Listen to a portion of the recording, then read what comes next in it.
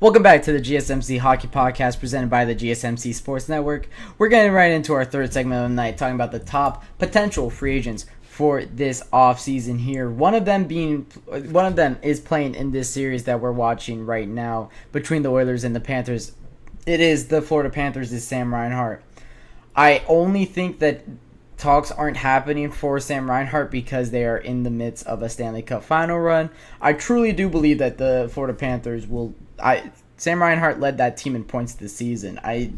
There's no way they let him walk for free. He's coming off of a $6.5 million contract. He'll probably make in the neighborhood north of $8 to $9 million in his next re-sign contract, but I do think it will be with the Florida Panthers for Sam Reinhart. But just going down the list from highest points for these free agents, next up would be Steven Stamkos. He was a 40 goal scorer this season. Sam Reinhart had 57 goals this season. Absolutely ridiculous season from Sam Reinhart, coming really out of nowhere, but for Steven Stamkos, it is a 81-point season, 40 goal scorer from the former first overall draft pick back in 2008. Steven Stamkos has had a very fantastic career with the Tampa Bay Lightning. However, he's 34. So that's the risk that you're taking by signing Steven Stamkos here. He's coming off of an $8.5 million cap. And the Tampa Bay Lightning have been reluctant to have talks with him. I saw reports that that Steven Stamkos' camp is very unhappy with the lack of contract talks with Steven Stamkos and the Tampa Bay Lightning. So there is a chance that he does walk. Of course, there was, I think it was 2018 offseason, that Steven Stamkos was a pending free agent, and it looked like he wasn't going to sign, and it looked like the Toronto Maple Leafs were maybe going to make a play for him, and then he ended up going back to the Tampa Bay Lightning. So we've seen this story before. However, I think it is different this time. He is 31 or 34 years old here, coming to kind of the tail end of his career. So we'll see if he does move on from the Tampa Bay Lightning, and we'll see where he goes, as I cannot predict if he were to move on from the Tampa Bay Lightning, where he would go, or even who would want him. I don't think the Toronto Maple Leafs would be in play for him this time coming around. Maybe the Hurricanes, although they're in a little bit of cap trouble this offseason.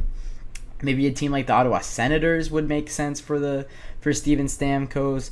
Maybe a Dallas Stars if they have the cap space. Maybe a Minnesota Wild makes a little bit of sense. But I think that really he could go kind of anywhere that has money for him. So we'll see. The next guy is Jake Gensel from the Carolina Hurricanes. I did see that him and his camp loved Carolina and loved kind of the culture they had going around there, and he wants to go back to the Hurricanes. So albeit the Hurricanes wanting him back, he will be a Carolina Hurricane next season. Of course, he was dealt at the deadline by the Pittsburgh Penguins, where he played most of his career, or all of his career up to this point at. So we'll see where Jake Gensel goes, but it seems like he wants to go back to Carolina. The 77 points in 67 games played this past season, very impressive in a contract year.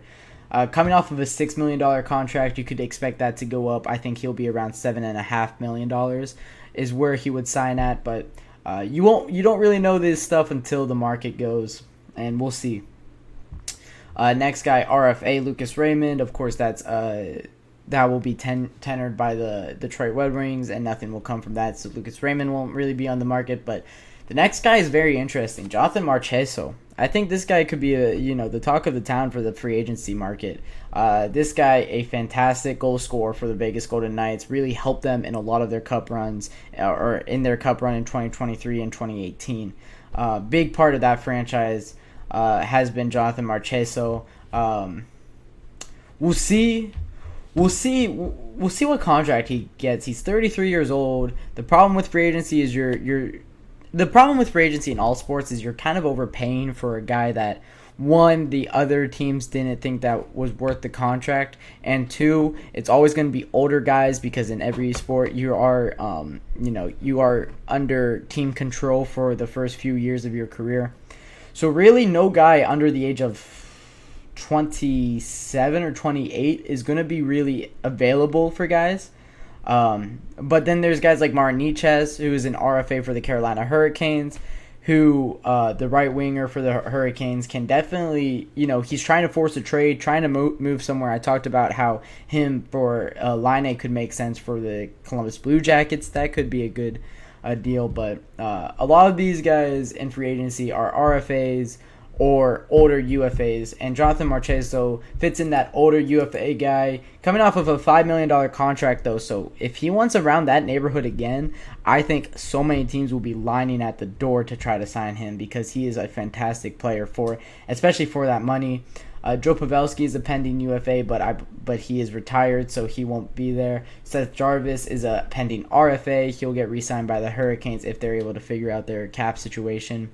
Matt Duchene could be a very interesting one. 65 points in 80 games played this season.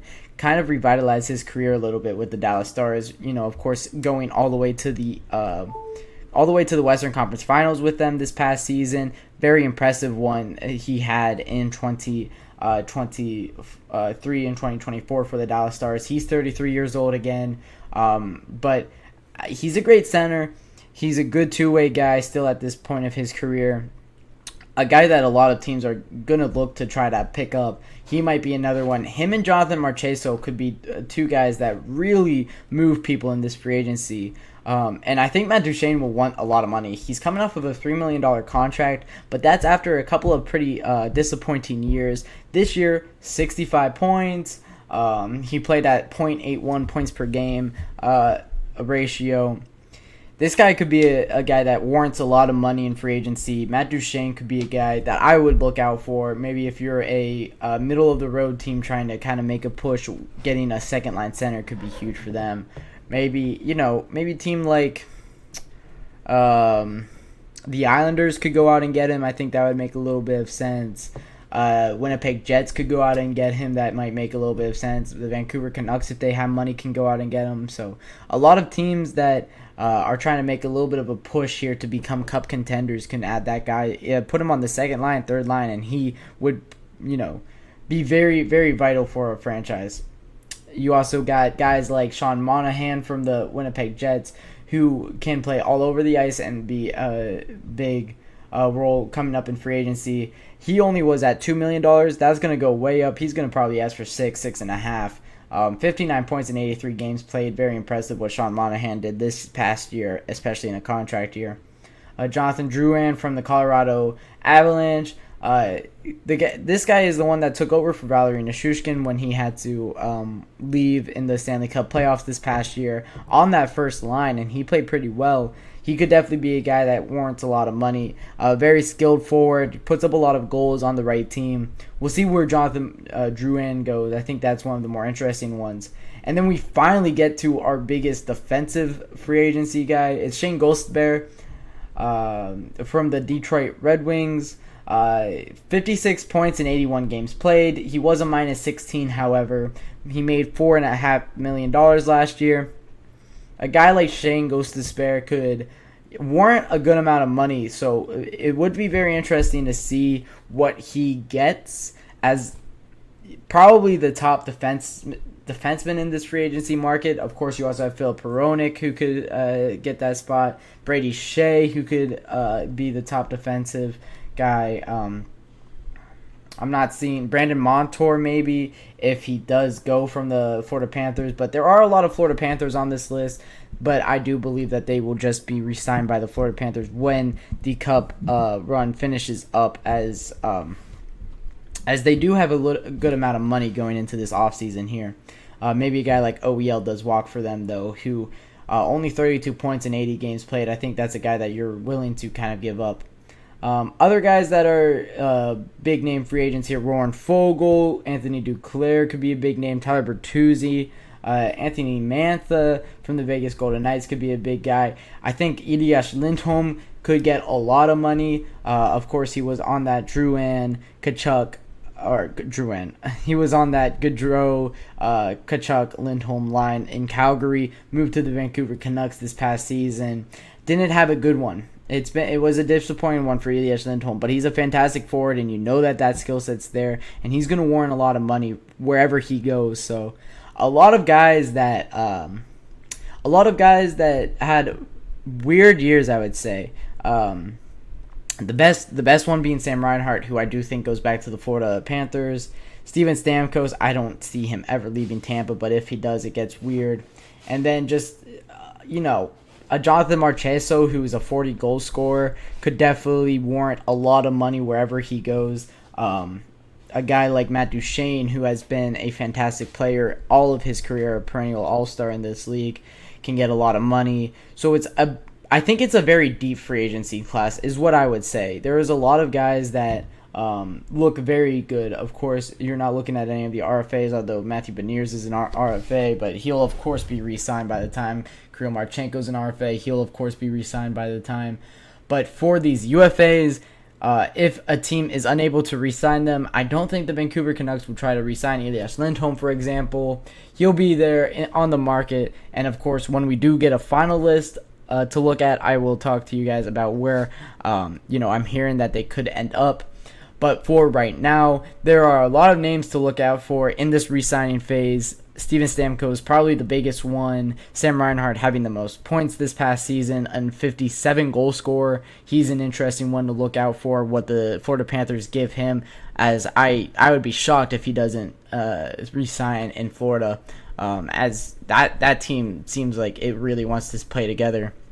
But for the free agency class, it looks really good, it looks really deep, and it looks like you can do a lot with it if you're a new GM looking to, bolster a team fast. There are a lot of teams kind of out there that are in that kind of should be in win now mode with, what they've done in previous years, but just aren't because their guys haven't stepped up. I'm looking at kind of like the Ottawa Senators, the New York Islanders, the Columbus Blue Jackets, the Detroit Red Wings.